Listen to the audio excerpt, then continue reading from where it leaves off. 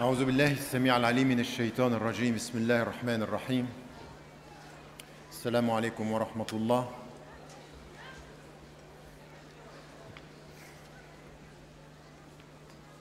C'est avec un plaisir particulier, au-delà des événements, des controverses, des propos malveillants, que je me retrouve ici à Lille.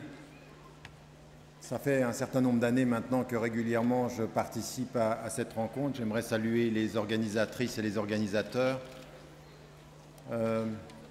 Cette réunion, elle est importante. Et les propos qui ont été tenus aujourd'hui le sont de la même façon. Un certain nombre d'acteurs de la vie française ont voulu faire de cette rencontre un événement controversé et essayer d'entretenir une polémique. Il n'y a pas de polémique à avoir, il n'y a pas de polémique à entretenir. Il y a un discours à clarifier, il y a une présence à affirmer, il y a un engagement à maintenir et il y a une voie à déterminer. Et donc, en l'occurrence, je vais vous demander l'espace de 45 minutes. C'est mon côté égyptien. Et donc, l'espace de 45 minutes, de ne pas applaudir. Si vous entendez quelque chose qui vous plaît, ben vous le gardez en mémoire. Si quelque chose vous déplaît, vous l'oubliez. Mais en l'occurrence, pour les soucis des thèses à défendre, j'aimerais véritablement qu'on soit dans un moment de réflexion ensemble. Le sujet qui m'a été donné est un sujet qui me tient à cœur, celui de la clarification du discours, et en particulier pour une jeunesse en quête de sens, et je dirais finalement pour des êtres humains en quête de sens. Savoir qui est jeune et qui ne l'est pas dans cette salle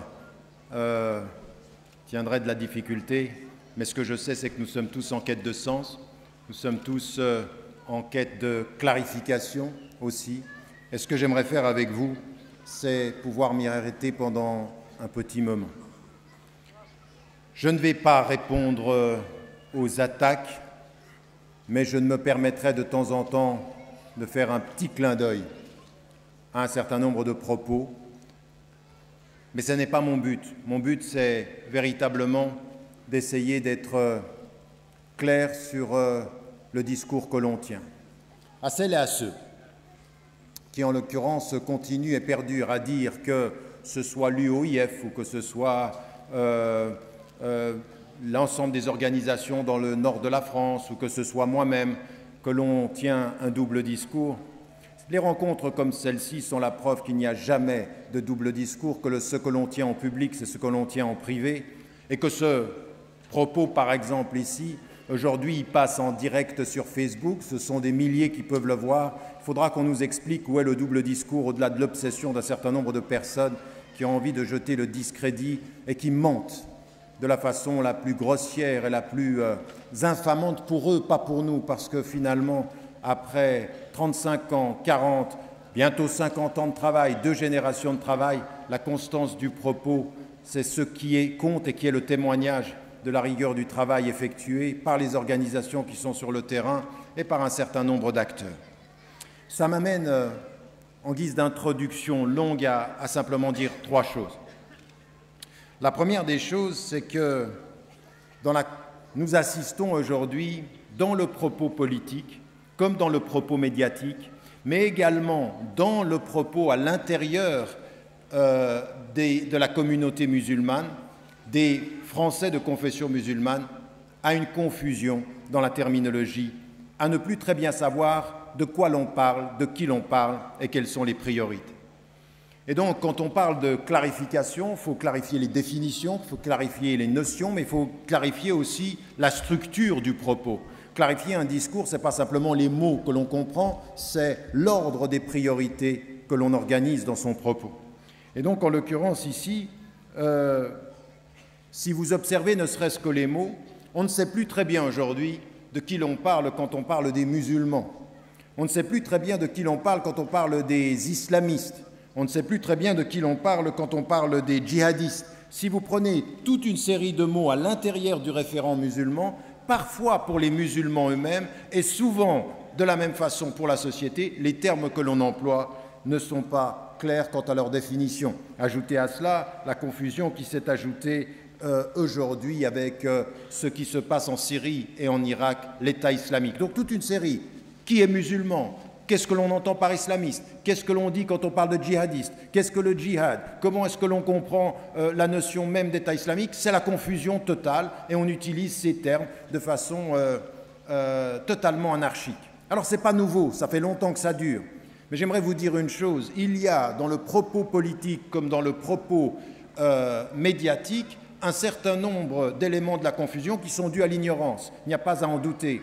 Mais il y a aussi une idéologie de l'entretien de la confusion. Il y en a qui tirent profit de la confusion, qui ne disent pas et ne définissent pas les termes, parce que ça les arrange de ne pas être clairs sur ce qu'ils disent. D'abord, ça cache parfois leur ignorance, et ensuite, ça entretient le soupçon. Donc c'est aussi à nous d'avoir la responsabilité de la clarté et de la clarification. Il y a des termes que l'on entend, alors il y a ceux qui sont les musulmans modérés, il y a les libéraux, c'est pas très bien de quoi il s'agit, mais enfin ça fait bien, le mot libéral sonne bien au sens, et on a parfois l'impression que les libéraux, ce sont des musulmans qui sont des musulmans sans aucune affirmation de l'islam comme référent.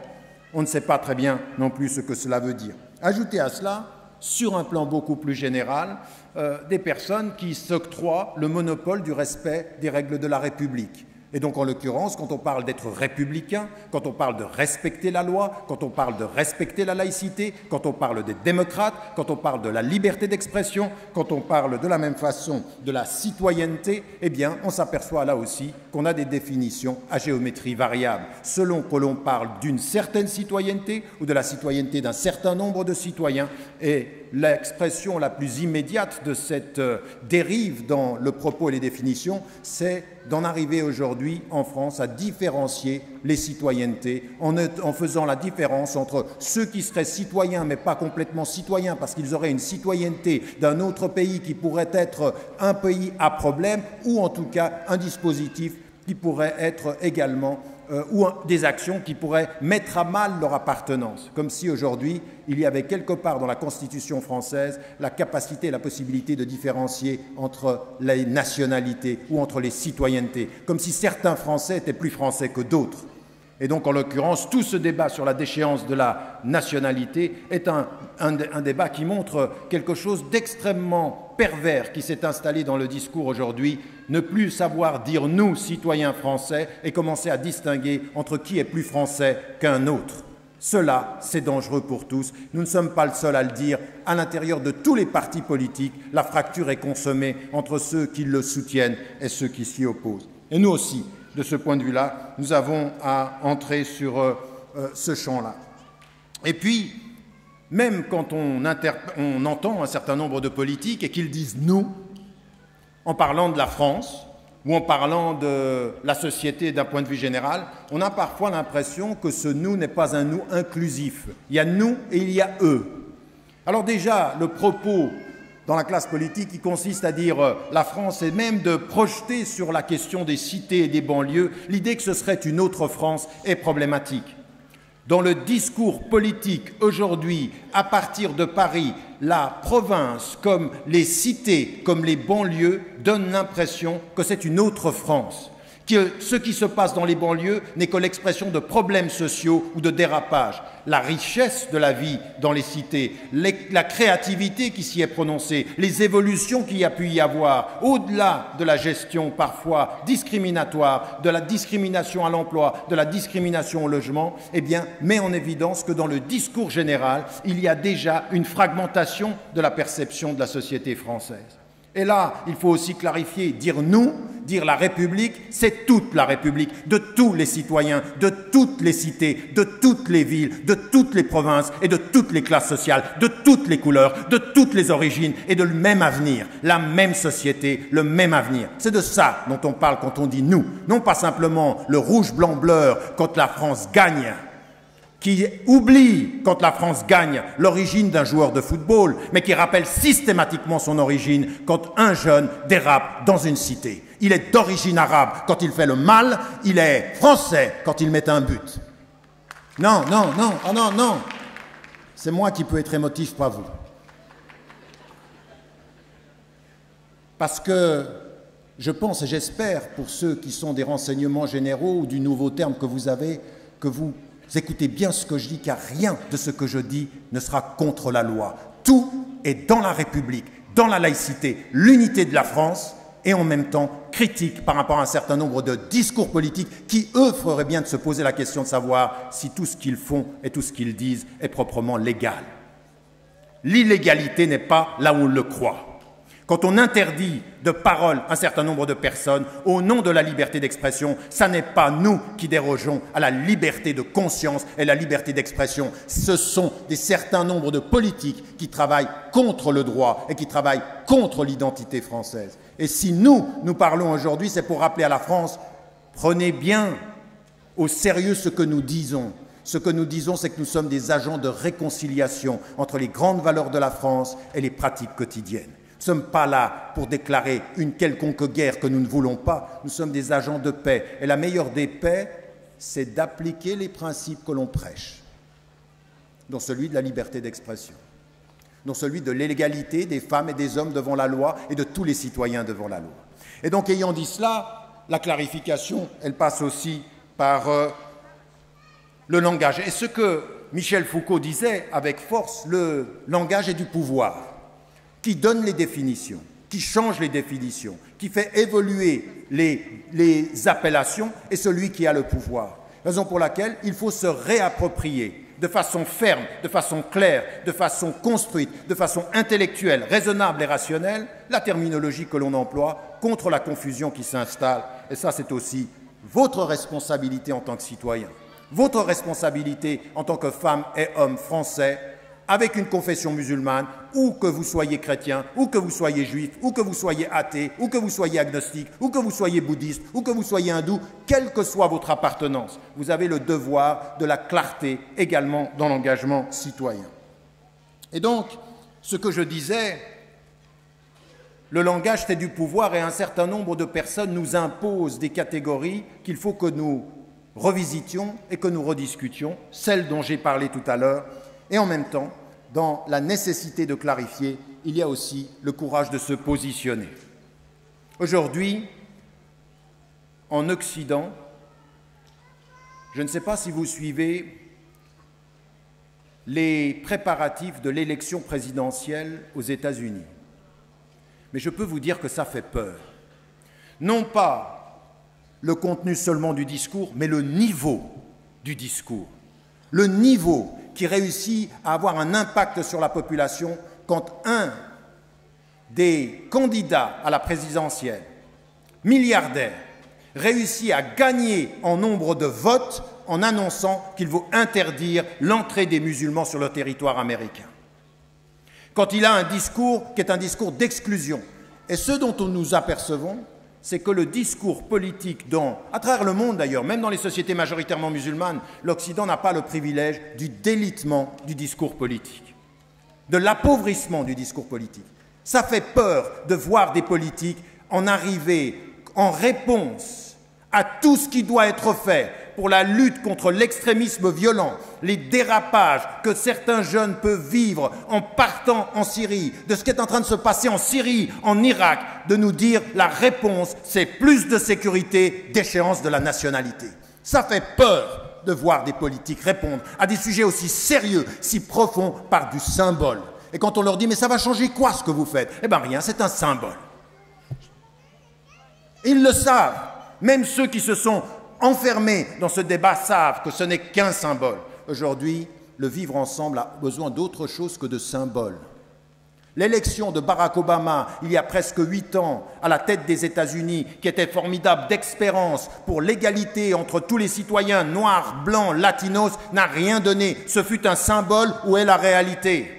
Quand vous êtes un citoyen noir à l'heure d'Obama, vous avez 4 fois à 5 fois plus la possibilité de finir en condamné à mort qu'un blanc et qui est riche. Ça n'a rien changé. Le symbole, ce n'est pas ce qui fait changer les sociétés. Ça peut aider à évoluer les mentalités, mais c'est la politique quotidienne. On veut voir des partis politiques aujourd'hui travailler sur le local, sur le national, à la vraie justice sociale, au vivre ensemble, à l'acceptation aujourd'hui que la France, elle est plurielle, elle a plusieurs religions, elle a parfois 100 religions, mais elle a un avenir commun. Et il faut que nous puissions rendre compte de cela avec force et détermination.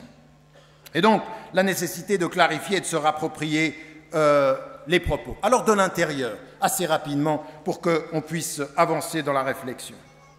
D'abord, il faut que nous disions une chose, et là, il faut que nous nous regardions, nous, en face. Parce que, qui d'entre nous, aujourd'hui, a le droit de dire de quelqu'un qu'il est musulman ou qu'il n'est pas musulman?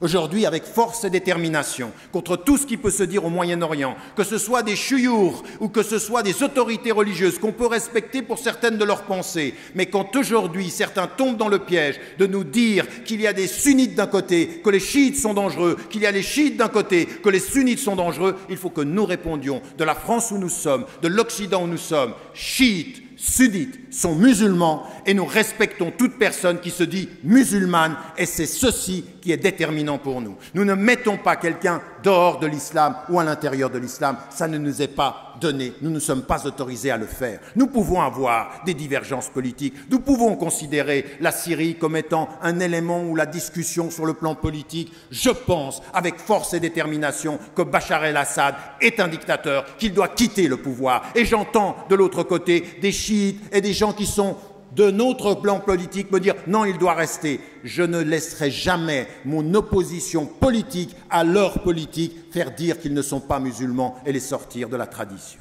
Jamais.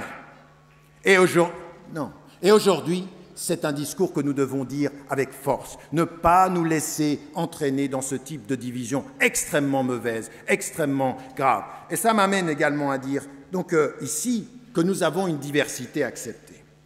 Nous avons une diversité acceptée et dans la réalité, nous avons une diversité acceptée entre musulmans et que nous devons véritablement, quand nous disons qu'elle est acceptée, nous devons la vivre. C'est-à-dire qu'aujourd'hui, nous devons, nous, aujourd'hui, en France, réapproprier cette appartenance en disant nous avons besoin d'un dialogue intracommunautaire, entre nous. Nous avons besoin, et j'ai vu récemment qu'il y a des ouvertures entre des tendances et des courants et des organisations, c'est impératif de faire en sorte que les Algériens d'origine, que les Marocains d'origine, que les Turcs d'origine, que les Maliens d'origine, que les Ivoiriens d'origine, que tous ceux qui sont d'origine étrangère, ajoutez à cela les convertis français à l'islam, entrent dans un débat et dans une discussion et dans un respect mutuel, qui se voient, qui se disent et qui se vivent. Non pas simplement ce soir ici parce que c'est facile, mais dans le quotidien, sur le plan local.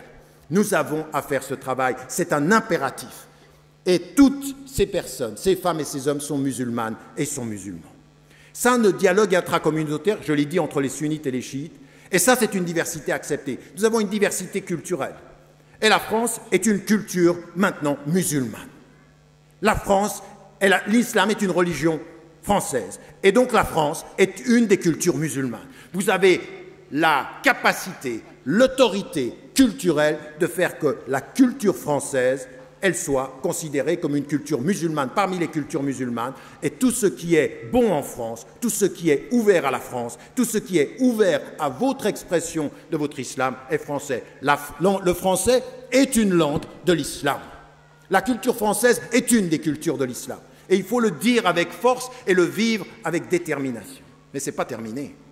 Ce qu'il faut de ce point de vue-là, c'est aussi ajouter qu'il y a de l'inacceptable.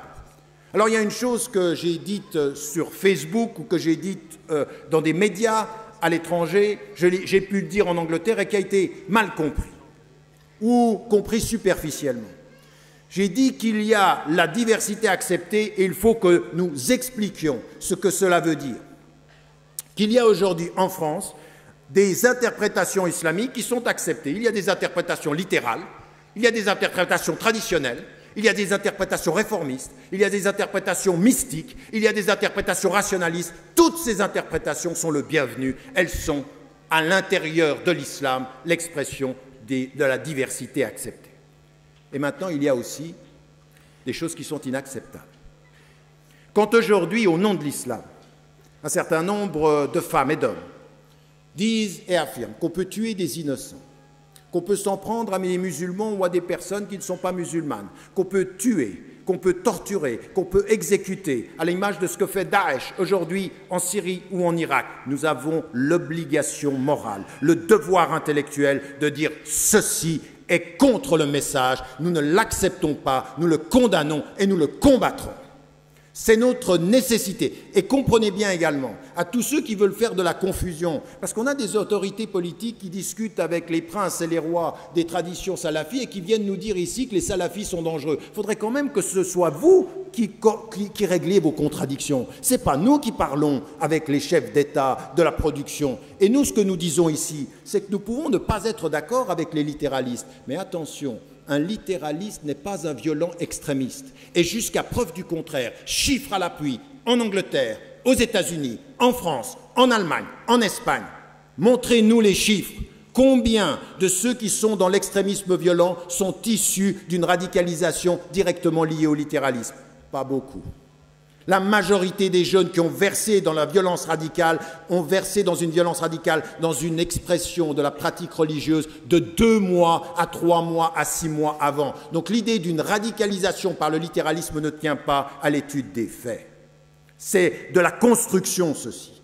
Aujourd'hui, j'ai, pour ce qui me concerne, des différends majeurs avec les littéralistes. Et j'en fais la critique de la lecture littéraliste qui isole les musulmans. Oui, mais je ne me donne pas le droit de commencer à confondre tout le monde. Par contre, donc c'est une des expressions que j'accepte, avec laquelle je ne suis pas d'accord, mais donc j'accepte le dialogue. Ça ne me donne pas, je ne les confonds pas avec les extrémistes violents dont je dis avec force, les musulmans, vous ne pouvez pas dire ça n'a rien à voir avec l'islam. Il faut qu'on prenne nos responsabilités. Dès qu'un homme, dès qu'une femme cite le Coran, au nom de ce même Coran, nous devons nous lever et faire ce que le prophète ﷺ nous a dit, aide ton frère qu'il soit juste ou injuste. Si tu es injuste, je me lève et je te dis non, je n'accepterai pas que tu fasses au nom de mon message ce que tu fais. Condamnation déterminée et définitive de tous les actes qui se passent en Syrie, en Irak, ou au Nigeria, ou à travers le monde. En même temps que nous disons cela, nous condamnons leurs actes, mais il n'est donné à personne ici de dire ce ne sont pas des musulmans. De quel droit tu dis qu'une personne n'est pas musulmane? Tu peux dire que tu condamnes ce qu'elle fait, quant à ce qu'elle est, c'est elle et Dieu, c'est pas à nous de mettre les gens à l'intérieur. On ne va pas faire avec eux ce qu'ils font avec nous. Eux, ils disent de nous, on est sortis de l'islam. Nous, on dit d'eux, vous êtes musulmans, mais vous agissez comme des personnes qui contredisent tous les enseignements de l'islam. Et nous vous combattrons pour ça, et nous nous lèverons pour ça, et nous ne nous tairons jamais pour ça. Ça, c'est une position qui clarifie ce qu'est la diversité acceptée, et là où il y a une limite, là on n'entre plus, on ne joue plus, on condamne et on se lève. On condamne et on combat, c'est-à-dire que c'est un vrai combat intellectuel, c'est un vrai combat quotidien, c'est un combat contre lequel il faut être clair. Ça veut dire que tous les jeunes qui vont sur Internet, qui se laissent embobiner par ceux qui sont des professionnels de l'accaparement, de l'attraction sur Internet, il faut qu'on y soit, il faut qu'on soit présent pour lutter contre ceci. Ceci, c'est une lutte intellectuelle. Ça s'appelle comment ? Contrairement au djihadisme et à l'usage du djihadisme de façon absolument inacceptable, c'est un djihad intellectuel. Avec les arguments de l'intelligence, avec les arguments de la raisonnabilité, nous allons refuser et combattre ces interprétations-là. Et donc ici, il faut ajouter à cela, et c'est ce que j'ai fait, moi j'ai passé mon temps à reprendre, là dans le dernier bouquin, 500 mots avec leur définition, en reprenant djihad, qu'est-ce que ça veut dire, charia, qu'est-ce que ça veut dire, parce qu'il faut faire un travail de défrichage terminologique. Et le djihadisme tel qu'ils le font n'a rien à voir avec l'expression du djihad. L'expression du djihad, il a 80 occurrences. C'est le djihad du cœur contre ses propres errances, contre sa propre violence. Puis ensuite, le djihad, c'est résister et réformer. Dans la résistance, on est contre, et dans la réforme, on est pour. Alors par exemple, dans la résistance, on est un djihad contre la pauvreté, contre l'analphabétisme, contre l'injustice, contre les discriminations, contre le racisme. Tout ça, c'est des djihads. Il faut appeler tous nos concitoyens avec nous, comme l'abbé Pierre l'avait fait. L'abbé Pierre, quand j'étais allé le visiter avec des élèves, il avait mes élèves autour de lui, à l'époque où j'étais enseignant de lycée, et il a dit « Je vous appelle à la guerre contre la pauvreté ». La guerre contre la pauvreté. Une vraie guerre de la dignité humaine. Et nous, le djihad, c'est ça. C'est contre la pauvreté, contre l'injustice. Et en plus, c'est un djihad pour. Pourquoi ? la dignité humaine, la liberté, la justice sociale. Nous sommes pour ces djihad-là. Hier, avant-hier, j'étais à Maubeuge, je cite un verset du Coran, je dis « La ikraha fid din », un djihad pour la liberté. La journaliste entend ça et dit « Pas de contrainte en religieux, pas de contrainte en religieux, pas de contrainte en religion, dans le fait religieux, un discours ambigu. » Attendez, c'est ambigu ce que je viens de dire ou c'est tes oreilles qui ont de l'ambiguïté internée? C'est quoi? Il est où le problème? De tous ceux qui nous disent « Vous avez un double discours », il est où? D'ailleurs, le problème, c'est votre écoute, c'est pas ce que l'on dit. Donc à partir d'un certain moment ici, sur cette question du djihad, il faut aussi que nous soyons extrêmement clairs. Et ça veut dire que dans des situations de guerre, il faut qu'on l'affirme. Il y a une éthique de la guerre. Et il y a des résistances qui sont légitimes. Là aussi, il faut qu'on nous le dise. Il ne faut pas qu'on nous dise, pour être français, vous taire sur tout. Vous n'allez plus avoir de discours critiques sur la politique internationale et la politique intérieure. Mais non.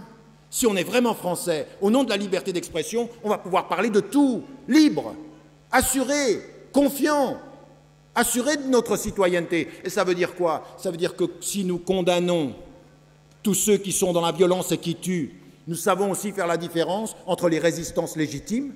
Et les résistances légitimes, ce ne sont pas des violences qu'on peut comparer.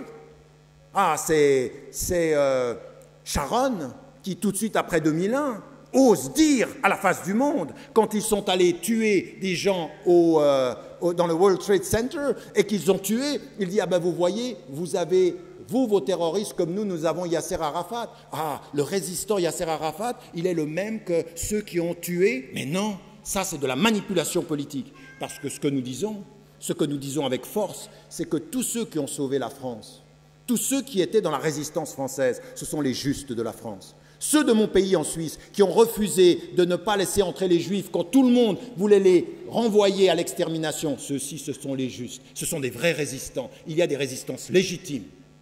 La résistance légitime, ce que nous disons, c'est qu'elle doit utiliser des moyens éthiques et légitimes.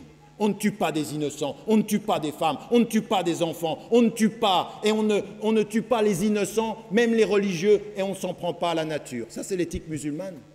Ça, c'est l'éthique de la guerre.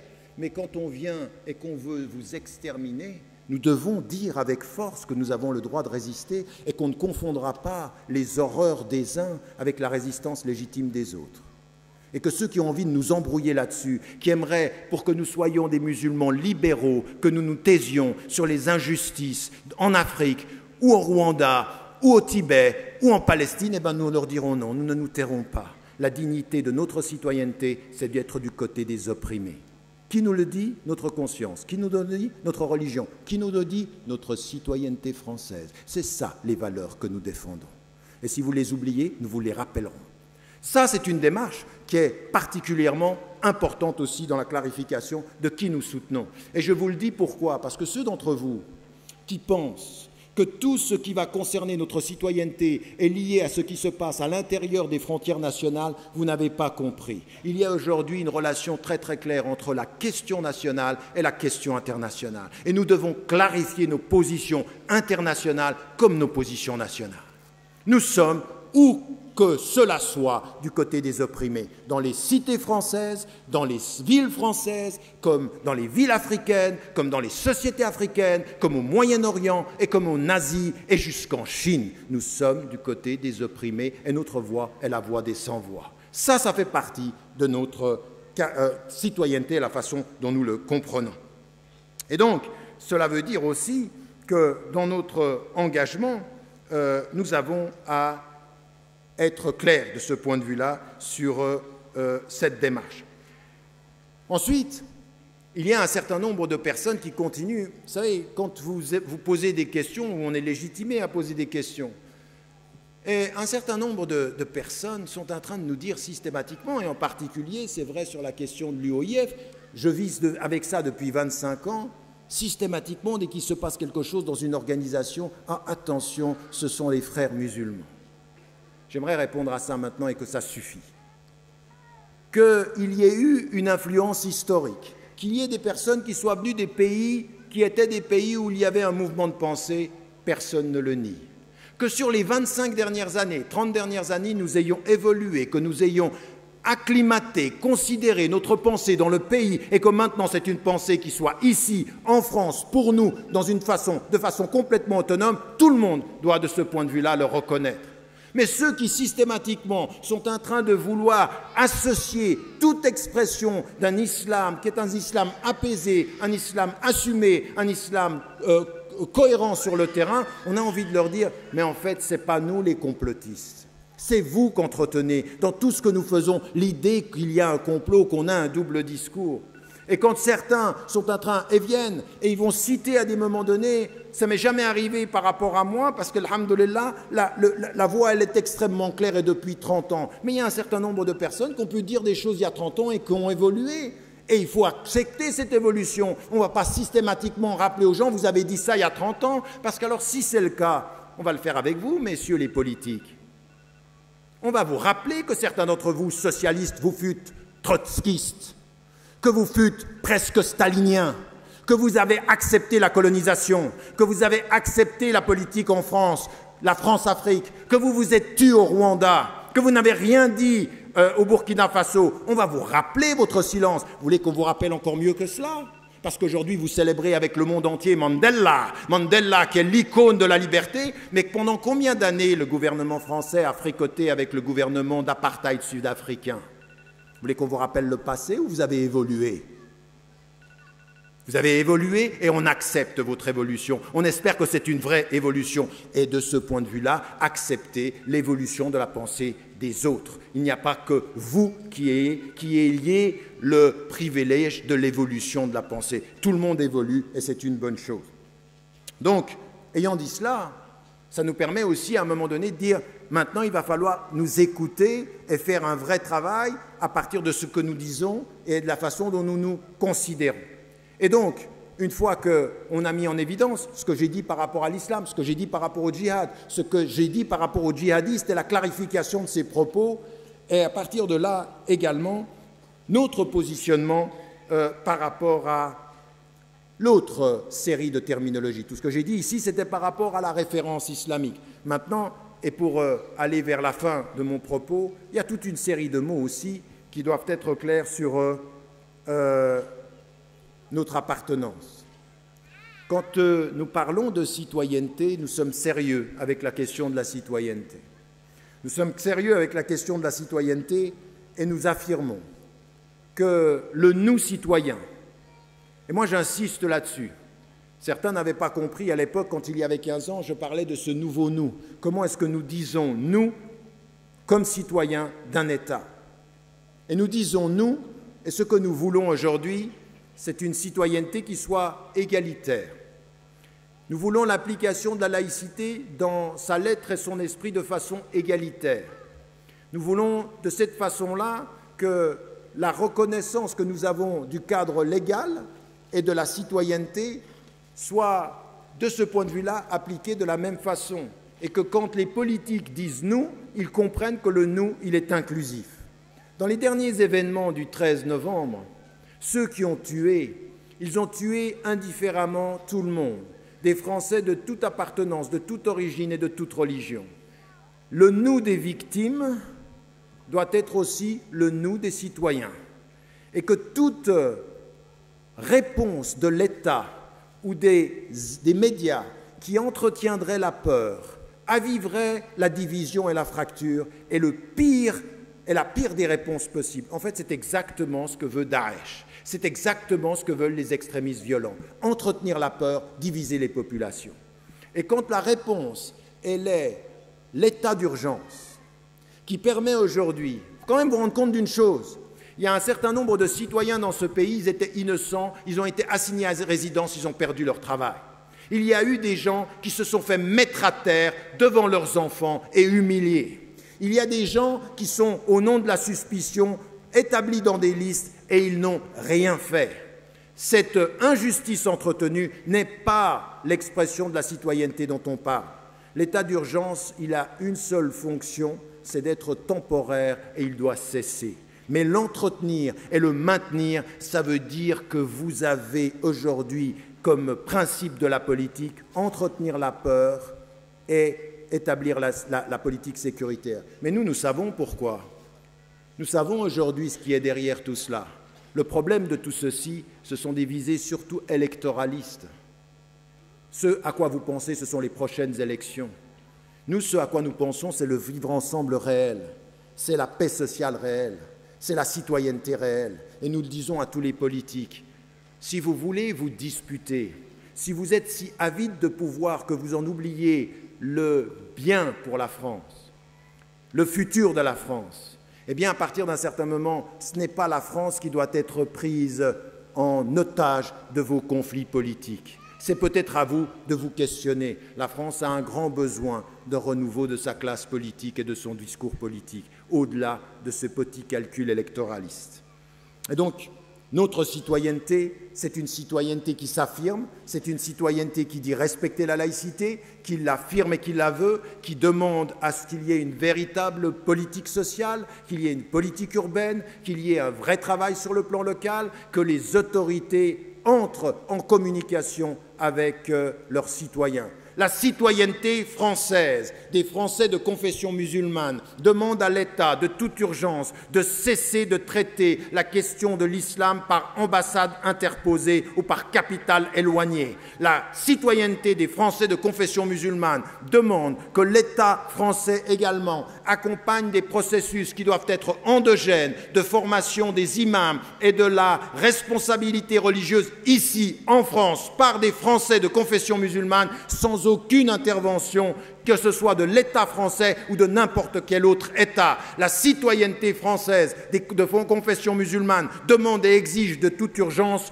le rétablissement d'un dialogue entre l'État et les citoyens qui ne soit pas un dialogue qui vienne uniquement après les crises ou les attentats, un dialogue permanent, sérieux, cohérent et pluriel. Nul ici ne peut dire qu'il représente tous les musulmans, mais l'État doit parler avec toute la représentation des musulmans et jamais décider que celui-ci est libéral. Pourquoi est-ce qu'il serait libéral? Parce qu'il vous dit ce que l'on a envie d'entendre sur le foulard, ou parce qu'il se tait sur la Palestine, ou parce qu'il dîne au dîner du CRIF. Ah non, ça n'est pas la citoyenneté égale, c'est la citoyenneté conditionnelle, c'est la citoyenneté de complaisance, c'est un libéralisme de complaisance politique. Non. Ce qui doit être, c'est l'indépendance et la reconnaissance de l'indépendance des musulmanes et des musulmans. Il faut juste me donner 5 minutes, d'accord? Parce que là, je sens que je suis...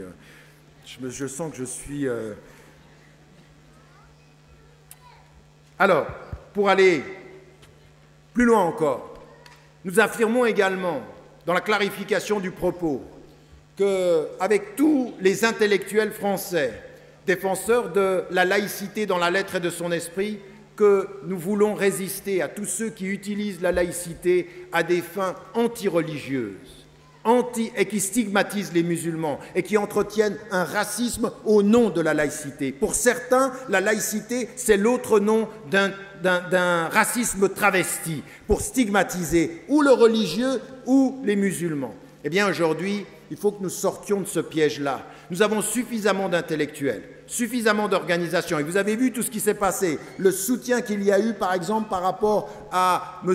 Bianco, qui a été mis en évidence, et un soutien qui ne vient pas majoritairement de la population française de confession musulmane, c'est au-delà, et qui met en évidence ce qu'on entendait avant-hier ou hier avec Jean Bobéro, mais tellement d'intellectuels en France qui mettent en évidence, attention, à ne pas faire aujourd'hui de la laïcité une laïcité à géométrie variable qui stigmatise une partie de la population. Alors nous le répétons, nous n'avons aucun problème avec la laïcité, nous avons demandé depuis plus de 30 ans le respect de la loi française, l'acceptation de la loi française, l'appartenance à la France et la loyauté à la France, en voulant le bien pour la France. Et le bien pour la France, il passe par l'apaisement, le dialogue, la lutte contre la peur et contre tous les racismes. Si nous disons avec force ici que la responsabilité historique de la France, c'est de comprendre que la communauté musulmane française est la plus importante en termes de nombre de toutes les communautés religieuses musulmanes en Occident, que la majorité que la France également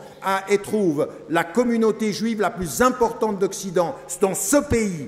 La citoyenneté de confession musulmane et de confession juive doivent réussir la paix sociale. Ça ne veut pas dire qu'on ne parle pas de ce qui se passe au Moyen-Orient, mais ça veut dire qu'ici, nous devons dire et affirmer non à l'antisémitisme, nous serons les premiers à dire non à toute manifestation d'antisémitisme, non à l'islamophobie, non au racisme anti-noir, non au racisme contre les Roms, non à tous les types de racisme. Il n'y a aucune hiérarchie dans les racismes. Nous sommes là pour le dire et nous devons le travailler avec tous ceux qui sont de ce point de vue-là engagés pour l'égalité citoyenne, au nom de la laïcité bien comprise et non pas d'une idéologie de la laïcité qui aimerait en faire un instrument contre les religions. Et donc, ça m'amène ici à dire les deux derniers points sur lesquels j'aimerais insister. C'est que tout ceci, vous avez entendu, et vous comprendrez, beaucoup d'entre vous peuvent se dire, mais qu'est-ce qui dit dangereux? Tout ce que j'ai dit est dangereux. Pour ceux qui ont envie qu'on continue à se penser en victimes minoritaires et à être les bénis oui-oui, à se faire accepter. Moi, je n'ai pas vocation à me faire accepter par le gouvernement. Je n'ai pas de vocation à demander la permission. Un citoyen, il connaît ses responsabilités citoyennes et il parle à partir de ses droits citoyens. Et il dit aux politiques, nous sommes présents et nous n'accepterons jamais le discours victimaire.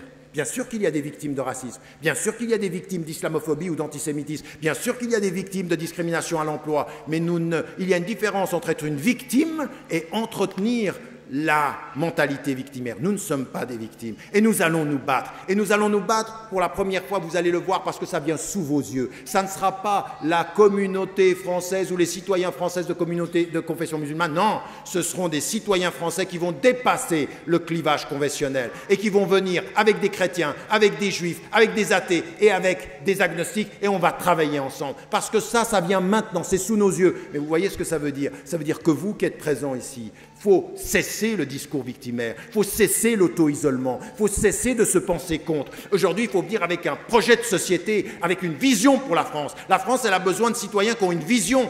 Donc, au lieu de regarder le délitement du discours politique, l'indigence du discours intellectuel en France, c'est aujourd'hui qu'il faut venir, c'est aujourd'hui qu'il faut sortir, c'est aujourd'hui qu'il faut se faire entendre, c'est aujourd'hui qu'il faut développer des alliances citoyennes avec des femmes et des hommes qui ont bien compris ceci. Aujourd'hui, c'est la fin de cet isolement et ils le savent. Et si aujourd'hui c'est aussi crispé, rappelez-vous du proverbe africain.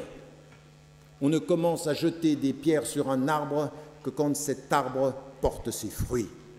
Et contrairement à tout ce qu'on vous dit, contrairement à tout ce qu'on veut vous faire entrer dans la tête, l'intégration, ça ne marche pas, vous êtes un échec. En d'autres termes, vous ici, vous êtes l'expression d'un échec historique. Vous êtes un échec. Bienvenue au royaume de l'échec. Et la réalité, elle est tout autre. C'est qu'aujourd'hui, ce qui crispe, c'est que sur 30 ans, ça marche, qu'on va sortir, qu'on est en train de réussir, que ça va se faire, que ça se fait, que vous êtes aujourd'hui, vous parlez français comme les Français, vous respectez la loi comme les Français, vous êtes citoyens comme les Français, vous êtes sortis du ghetto social dans lequel on avait mis vos parents, vous êtes aujourd'hui présents dans tous les corps de métier, médecins, journalistes, footballeurs, artistes, partout, partout vous êtes visibles, vous êtes trop visibles. C'est donc que ça a trop bien marché. Et donc aujourd'hui, il faut prendre ça à son compte, mais avec un discours qui soit un discours déterminé, qui soit un discours qui ne soit pas victimaire, qui soit un discours conscient, qui soit un discours clair. Et donc ça m'amène à cela. Ma conclusion, c'est la nécessité de ce discours clair. La nécessité du discours clair, elle va vous demander une chose. Mais nous le savons aujourd'hui, ceux d'entre nous qui pensent qu'ils peuvent avoir un discours ici ou un discours là-bas, tout ça, c'est fini, ça. C'est aujourd'hui, il faut avoir ce discours clair partout, raison pour laquelle ceux d'entre... Avant-hier, je suis à Maubeuge et puis la journaliste, elle dit, ce soir, il avait un discours policé.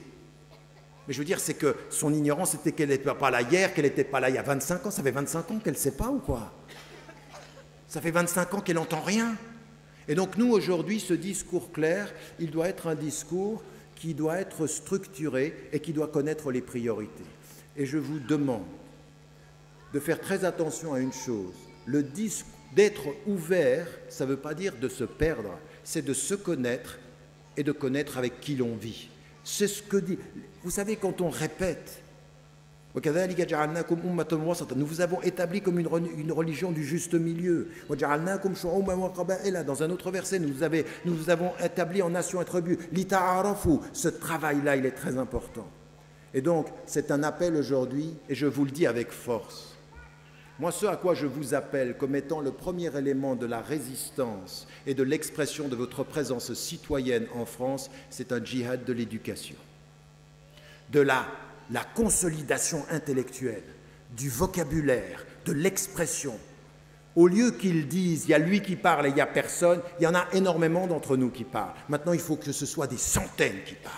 Il faut que toute cette génération, elle sorte, que vous preniez la parole, que des femmes parlent pour les femmes, qu'elles puissent dire avec force, ne nous réduisez pas au foulard. Nous, ce pourquoi nous nous battons, c'est quand on a les mêmes compétences, on veut le même salaire, et on veut du travail, et on veut être présent dans l'espace social. C'est vous qui nous contenez à l'extérieur, c'est vous qui êtes en train de nous réduire à un vêtement. Nous sommes plus que cela, et nous sommes une présence aujourd'hui qui a montré sur les 25 dernières années que l'éducation des femmes en Occident fait que les femmes sont plus formées, plus présentes et habilitées à s'exprimer et à travailler et à vivre visiblement dans les sociétés occidentales. Ça aussi, il faut que ce soit votre engagement.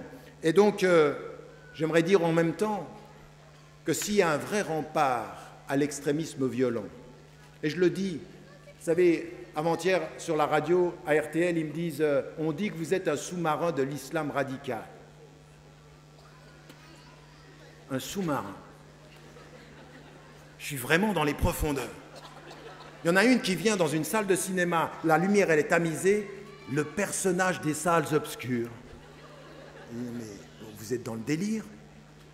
Le sous-marin de l'islam radical, ça fait 25 ans, et je lui dis, mais vous pouvez me montrer un seul nom d'une personne qui est passée dans le radicalisme ou dans la violence extrémiste et qui a été formée par ce discours-là? Je vais vous dire, c'est même le contraire. Ce discours-là, ceux que tiennent aujourd'hui le terrain, les 250 organisations et mosquées de ceux qui sont de l'UOIF et des autres qui travaillent, c'est eux les remparts contre l'extrémisme violent. C'est pas vos mensonges, c'est pas votre manipulation, c'est pas ce discours médiatique qui entretient la peur. Vous entretenez la peur, ça veut dire les frustrations, ça veut dire des dérapages violents. Nous travaillons à la confiance, à l'éducation, à la structure sociale. Ce discours-là que je tiens depuis 25 ans, c'est le principal rempart à la violence et à la violence extrémiste. Bien entendu, un jour on m'a dit « Ah, Jamal Begal, il a été formé par toi. » Et il était dans la violence extrémiste. C'est allé jusqu'en Espagne où le juge a dit « formé par Tariq Ramadan ». Il a fallu 8 ans pour que le garçon en prison dise « j'ai parlé sous la torture, en fait j'ai assisté à une demi-heure de sa conférence ». 10 ans pour relever le mensonge. Parce que la vérité, c'est que tout le monde le sait aujourd'hui. Ce discours-là, qui dit la fierté, qui dit l'assurance, qui dit aux gens ne vous cachez pas, qui dit soyez fiers de ce que vous êtes, osez parler, soyez présents, eh bien c'est ça qui va lutter contre les frustrations. C'est ça le discours contre la frustration. C'est ce discours-là. Et ceux des médias qui sont ici ou des renseignements généraux, ils le savent. Ils le savent. Mais ils répètent le propos courant. Parce qu'il y a des idéologies dominantes dans ce pays, mais on ne lâchera rien. Et ça m'amène à vous dire une chose. Vous venez d'entendre un discours, et moi je l'assume complètement. Je ne pense pas que le ministre de l'Intérieur verra une once d'un discours illégal dans ce que j'ai dit. Je risque donc de pouvoir rentrer en France dans les prochains jours. Mais, et sachez une chose, à ceux qui ont pensé que c'était une boutade, non, non, je vais vraiment devenir français. Je vais faire la demande. Vraiment. C'est pas une boutade. C'est un pays que je connais de l'intérieur et c'est un pays que je connais bien et je vais faire la demande. On va voir s'ils vont me refuser. Ils vont dire, cet homme-là est un sous-marin. Dernier élément. Non, s'il vous plaît, parce que la sœur, elle attend, elle aimerait que je termine. Vous savez tout ce à quoi ça nous amène, la clarté et ce pourquoi aussi nous devons vraiment réfléchir ensemble. Est-ce que je peux vous demander, dans votre ouverture, dans votre prise de parole, de faire attention à une chose. On vous a laissé penser parfois que pour être accepté par la société, vous devez vous taire davantage et faire preuve de peu de fierté. Je vous appelle à du courage. Ça ne va pas être facile, mais il faut du courage. Mais j'aimerais vous dire une chose sur les 30 dernières années. Qui aurait pu penser qu'on arriverait là où nous sommes? Il faut du courage. Donc tenez bon, parlez avec raisonnabilité, avec raison, et se rester raisonnable. Mais il faut être courageux.